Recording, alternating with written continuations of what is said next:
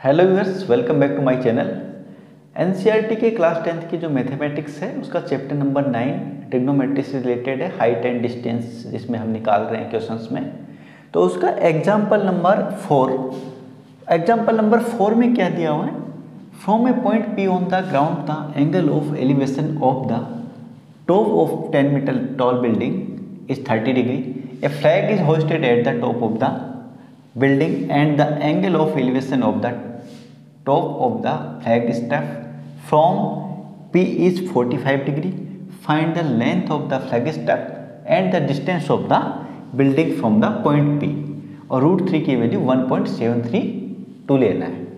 देखो क्या दिया हुआ है क्वेश्चन में कि ग्राउंड पे कोई P नाम का कोई पॉइंट है, उससे angle of elevation of the top of 10 meter tall building, यानी 10 मीटर ऊंची कोई बिल्डिंग है, उसके टॉप से P नाम का कोई पॉइंट है, P पॉइंट से देखने पर एंगल ऑफ एलिवेशन 30 डिग्री का बन रहा है।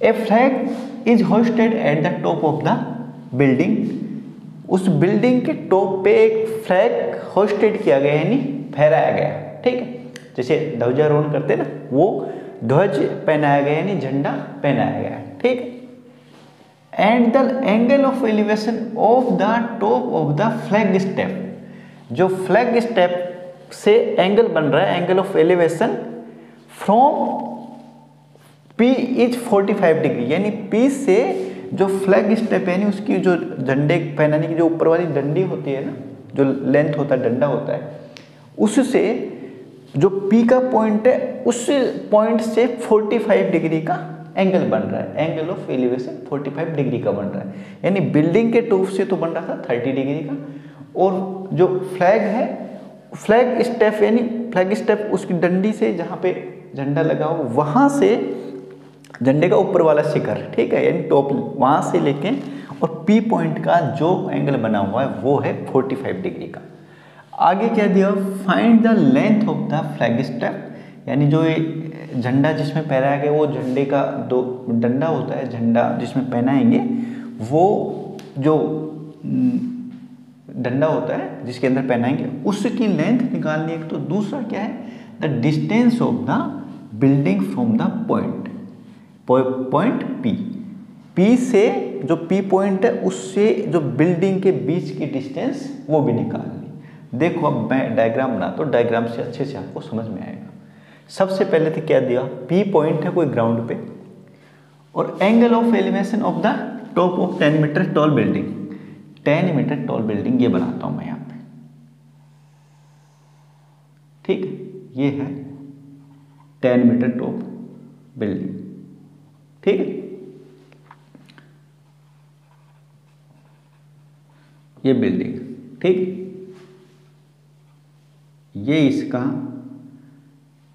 क्या हो गया? फुट, और ये होगा इसका टॉप बिल्डिंग का।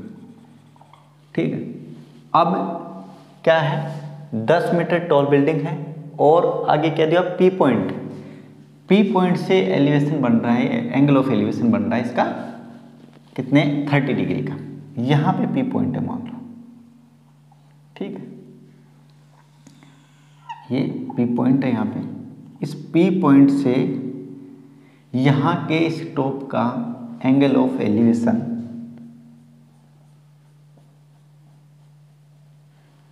30 डिग्री।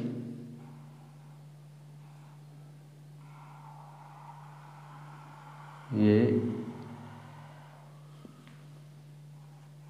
30 डिग्री बन रहा है। ठीक है, P पॉइंट है, बिल्डिंग की लंबाई, ये हाइट है कितनी? 10 मीटर ऊंची हाइट है, ये बिल्डिंग है। इसके टॉप से इस P पॉइंट का, यानी P पॉइंट से देखने पे इस टॉप को 30 डिग्री का एंगल बन रहा है। ठीक, अब इसके बाद क्या है? A flag is hosted at the top of the building, इस बिल्डिंग के टॉप पे एक फ्लैग होस्टेड यानी पहनाया गया, ये है झंडा आपका। ठीक है, ये लो जी, ये झंडा पहनाया गया इसके टॉप पे। ठीक है, अब क्या कह रहा है? And the angle of elevation of the top of flag step from P is 45 degree. ये जो फ्लैग स्टेप यानी ये इसको फ्लैग स्टेप बोलेंगे डंडे को, यहाँ से P पॉइंट का जो एंगल बन रहा है वो बन रहा है 45 डिग्री का, ठीक है। यानी ये एंगल बनेगा बाहर वाला 45 डिग्री का, ठीक है। ये अंदर वाला था ये 30 डिग्री का, ये बाहर वाला ये आएगा ऐसे, ये बनेगा 45 डिग्री का, ठीक है। यानी अब इनको नाम दे दो आप, इसको दे दो P, Q, R और S, ठीक है। ये नाम दे दिया हमने इसको। ये 45 डिग्री का। Find the length of the flag step, यानी एक तो ये निकाली फ्लैग स्टेप की लेंथ ये वाली, यानी RS ये निकालनी एक तो, ठीक है। And the distance of the building from the point P से distance of the building from the point P, building से पॉइंट P की ये डिस्टेंस निकालनी है, यह है PQ, ये निकालनी है, ठीक। तो दो चीज कौन सी होगी, एक तो निकालनी है हमें RS, ठीक है, एक है PQ। अब देखो इस डायग्राम से क्या पता चल रहा है, दो ट्रायंगल बन रहे हैं, दो राइट एंगल ट्रायंगल। यानी जब भी कोई बिल्डिंग हो या ट्री हो, कोई आपके टावर हो, तो उसको हम परपेंडिकुलर के रूप में लेते हैं, ठीक। और 99% वो परपेंडिकुलर का ही काम करेगा मोस्टली टाइम, ठीक है। और ये इधर थीटा बनेगा तो थीटा के सामने परपेंडिकुलर होता है, और ये यहाँ पे बनेगा 90 का एंगल, ठीक है। ये बनेगा आपका 90 का एंगल दोनों के लिए काम करेगा, इस वाले ट्रायंगल के लिए भी करेगा, यानी आपका PQR और PQS दोनों के लिए ये 90 काम करेगा। ये दोनों क्या काम करेंगे, हाइपोटेनस के काम करेंगे, ठीक है। यानी करंट, ये भी क्या करेगा, करंट का काम करेगा, ठीक है। ये आपका परपेंडिकुलर यानी लंब का काम करेगा, ये होगा आपका बेस यानी आधार, ठीक है। तो दो ट्रायंगल बनेंगे, अलग अलग ट्रायंगल में अलग अलग निकाल लेंगे हम। एक तो ये निकालनी है हमें, दूसरा निकालना है हमें क्या, ये वाली, ठीक है। तो पहले अंदर वाले ट्रायंगल को लेते हैं। अंदर वाले ट्रायंगल में ये 10 मीटर दिया हुआ है हमें, ठीक है। PQR इन ट्रायंगल PQR में क्या दिया हुआ है, PQ ये निकालनी है और QR हमें गिवन है, ठीक। तो इस वाले जो हाइट एंड डिस्टेंस के क्वेश्चन आएंगे ट्रिग्नोमेट्री में, उसमें क्या करना है, एक चीज तो वो उठानी है हमें जो दी हुई है, एक जो निकालनी है वो उठानी है, ठीक है। तो दी हुई क्या है हमें, ये वाली दी हुई है, और ये आपका निकालना है, ठीक है।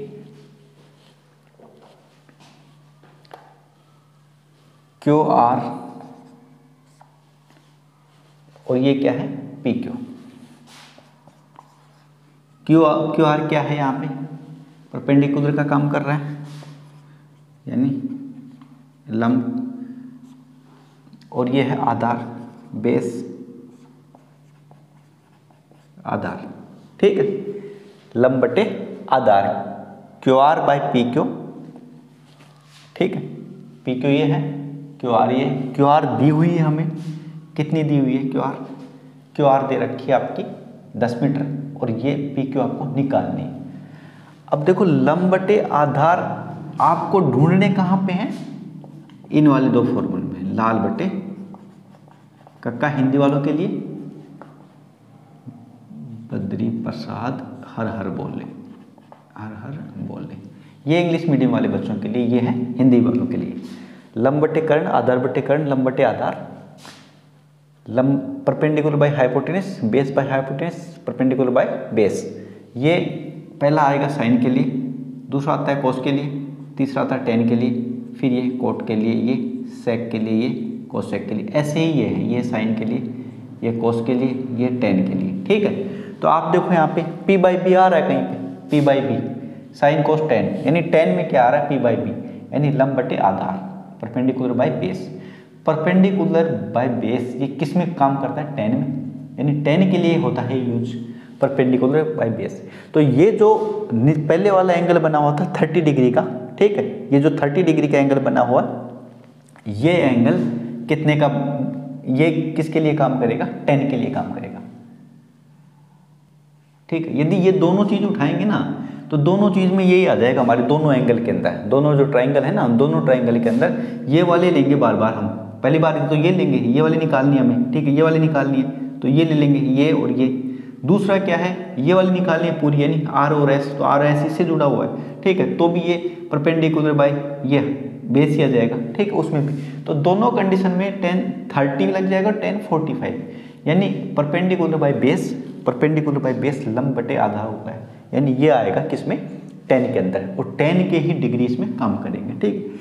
तो 10 कौन सा काम कर रहा है अभी, 30 का 45 तो बाहर वाला है 45, अंदर वाला है कितना 30। Q R by P Q by 10 30 degree, ठीक है।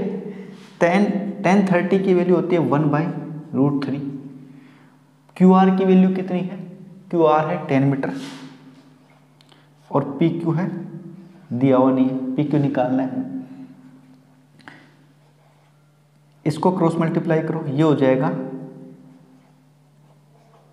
10√3, 10 को √3 से करोगे तो 10√3, और ये हो जाएगा पी क्यू को 1 से करोगे तो क्या हो जाएगा पी क्यू की वैल्यू कितनी आएगी 10√3, यानी एक तो हमारा निकल गया। ये वाली वैल्यू कितनी आ गई 10√3, यहाँ से यहाँ तक, ठीक है। दूसरा क्या है, यानी बेस आ गया हमारे पास। अब दूसरा क्या निकालना है, एक चीज़ तो ये पूछी इसने, ठीक है, यानी यहाँ से पी से और इसके फुट के बीच में कितनी डिस्टेंस है, यानी इसके जो आपका ये दे रखा है बिल्डिंग, इस बिल्डिंग के फुट से लेके और पी पॉइंट तक कितनी डिस्टेंस है, तो ये डिस्टेंस आ गई हमारी 10√3, ठीक है। दूसरा क्या निकालना, दूसरा ये निकालना क्यू से एस के बीच जो ये आर एस दे रखा है, यानी ये फ्लैग स्टेप की हाइट, यानी ये लंबाई देखनी है हमें आर से एस तक, ठीक है। तो आर एस क्या होगी, आर एस की किस में से निकालेंगे, आर एस टोटल हमें पता हो कहाँ से, क्यू से एस माइनस क्या निकाल देंगे क्यू आर, क्यू से एस तक की पता चल जाए, उसमें से क्यू आर निकाल देंगे तो आर एस बच जाएगा हमारे पास, ठीक है। इसको मान लो आर एस को अभी हम एक्स मानते हैं, ठीक है, यानी इसको एक्स मान लेते हैं, ये एक्स है, ठीक है, इसको एक्स मान लो। अब क्या करोगे, वही चीज लेनी है हमें, 45 का एंगल बना हुआ है परपेंडिकुलर बाय बेस, परपेंडिकुलर क्या है यहाँ पे क्यू एस, ठीक है, क्यू एस किससे बना हुआ है, Q S R S plus ये, ठीक है, क्यू एस बाई बेस क्या है पी क्यू, और एंगल कितने का बन रहा है 45 का, 10 45, यानी ये परपेंडिकुलर बाय बेस हो गया। परपेंडिकुलर क्या है क्यू एस, क्यू से एस तक का, और ये बेस हो गया आपका पी क्यू। अभी क्या करना है, जो क्यू एस है ये किससे बना हुआ है, क्यू एस बना हुआ है क्यू आर और आर एस से, क्यू आर और R S, Q R plus R S, ठीक है। और ये कितना है, पी क्यू कितना दे रखा है, पी क्यू है हमारे पास 10√3 जो अभी निकाला था हमने, ठीक, इसके इक्वल क्या है 1045 की वैल्यू आती है 1। अब इसको क्रॉस मल्टीप्लाई करो, यानी इसके नीचे 1 लगा सकते हैं हम, 1045 की वैल्यू 1 है, 1/1 कर सकते हैं, इसको क्रॉस मल्टीप्लाई करोगे 1 इससे हो जाएगा, ये इससे हो जाएगा। अब क्यू आर है यहाँ पे, तो क्यू आर की वैल्यू हमें दी हुई है 10 है, कितनी है 10 है, 10 प्लस आर एस ये निकालना है, आर एस को ऐसे कैसे रहने दो, एक्स लिखो तो एक्स लिख सकते हो इसकी जगह, ये है 10, ठीक है, 10√3/1/1, क्रॉस मल्टीप्लाई नहीं किया, अभी की वैल्यू रखी है मैंने, ठीक है। इसको इससे करोगे कितना हो जाएगा 10 प्लस आर एस, इसको 1 से करोगे 10√3, ठीक है। आर एस की वैल्यू निकालोगे अगली स्टेप में। आर एस इसकी साइड चेंज करोगे तो 10√3 माइनस 10 कॉमन ले लो, √3 माइनस 1 आ गया। ठीक, √3 की वैल्यू क्या दे रखी है हमें, √3 की वैल्यू 1.732 लेनी है। 10 1.732 माइनस 1 कितना आ जाएगा 10 और ब्रैकेट के अंदर आ जाएगा 0.732 और इसकी वैल्यू होगी कितनी हो जाएगी, 10 को इससे करोगे तो 7.32 ठीक है मीटर। यानी फ्लैग स्टेप ये वाला डंडा है, इसकी कितनी हो जाएगी हाइट, इतनी लंबाई का हो जाएगा 7.32 मीटर का। अब हम यहाँ पे लिख सकते हैं 7.32 मीटर। ठीक है, यानी यहाँ से यहाँ की डिस्टेंस आर एस की। ठीक है, आर एस इक्वल 7.32 मीटर। ठीक, पहली चीज़ तो ये आ गई। ठीक है, यहाँ पे लिख दो आर एस इक्वल 7.32 मीटर। ठीक है, और ये कौन से एंगल में चल रहा था हमारा, ये इस ट्राइंगल में चल रहा था पी क्यू एस में। तो ये जो सारी लिखा हुआ है सारी कहानी, ये है ट्राइंगल, यहाँ से triangle P Q S, in triangle P Q S में चल रहा था ये। ठीक है, अब जो √3 की वैल्यू हमने यहाँ पे 1.732 रखी है, तो वो वैल्यू हम यहाँ पे भी रखेंगे। ठीक है, ये जो पी क्यू की वैल्यू है इसके अंदर 10√3 आया, तो 10 को √3 की वैल्यू 1.732 लेना है और पी क्यू की वैल्यू हो जाएगी 17.32, यानी 17.32 क्या आ गई पी क्यू की वैल्यू। पी क्यू क्या था हमारे पास यहाँ पे, ये जो ट्राइंगल का बेस है।